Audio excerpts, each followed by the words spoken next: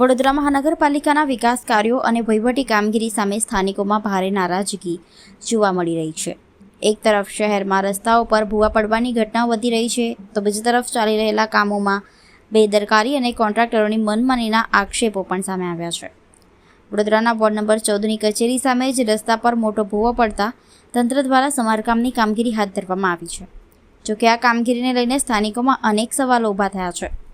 સ્થાનિકોના જણાવ્યા મુજબ ward number 7 વિસ્તારમાં કોન્ટ્રાક્ટર દ્વારા વરસાદી કાંસની સફાઈ કર્યા વિના જ અન્ય કામગીરી શરૂ કરવામાં આવી છે, જેના કારણે ચોમાસા દરમિયાન પાણી ભરાવાની અને ગંભીર પરિસ્થિતિ સર્જાવાની ભીતિ વ્યક્ત કરવામાં આવી રહી છે। રહીશોનો આક્ષેપ છે કે વરસાદી કાંસની યોગ્ય સફાઈ કર્યા વિના કરવામાં આવતી કામગીરી ભવિષ્યમાં મોટી મુશ્કેલી ઊભી કરી શકે છે। આ મુદ્દે રજૂઆત કરવા જતાં કોન્ટ્રાક્ટર દ્વારા યોગ્ય જવાબ આપવાના બદલે દાદાગીરીભર્યો વ્યવહાર કરવામાં આવ્યો હોવાના આક્ષેપ પણ સ્થાનિકોએ કર્યા છે। સ્થાનિકોની માંગ છે કે સૌપ્રથમ વરસાદી કાંસની સંપૂર્ણ સફાઈ કરવામાં આવે અને ત્યારબાદ જ અન્ય વિકાસ કામો આગળ વધારવામાં આવે। આ સમગ્ર મામલે વિસ્તારના ચૂંટાયેલા પ્રતિનિધિઓ અને કાઉન્સિલરો સામે પણ લોકોમાં ભારે રોષ જોવા મળી રહ્યો છે। વારંવાર રજૂઆતો છતાં સમસ્યાનો ઉકેલ નહીં આવતા સ્થાનિકોએ તંત્ર સામે આક્રોશ વ્યક્ત કરી તાત્કાલિક કાર્યવાહી કરવાની માંગ ઉઠાવી છે। અહીંયા ઘણી ઘટના કામ ચાલી રહ્યું છે, એ બાબતને લઈને બની છે।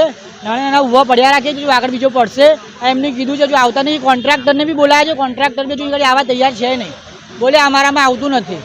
એ એવું કહે છે કે તમે વોર્ડ નંબર 5માં જાઓ, વોર્ડ નંબર 7માં જાઓ, એટલે આવું અમે અહીંથી ધક્કા ખાઈએ કરીએ। આ ચાલે છે 10 મહિનાથી કામ ચાલે છે અને હજુ બીજા 2 વર્ષ ચાલશે જ।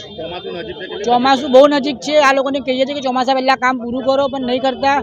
કારણ કે આના આવતા સ્થાનિકોને બી જો આ પાણીમાં કોઈ પડી જશે જવાબદારી કોણ લેશે? તો એક મારું પિયુષ પ્રજાપતિ। વોર્ડ નંબર 7 પાસે વોર્ડ નંબર 7ની હદની અંદર છે ને ભૂવો પડ્યો છે।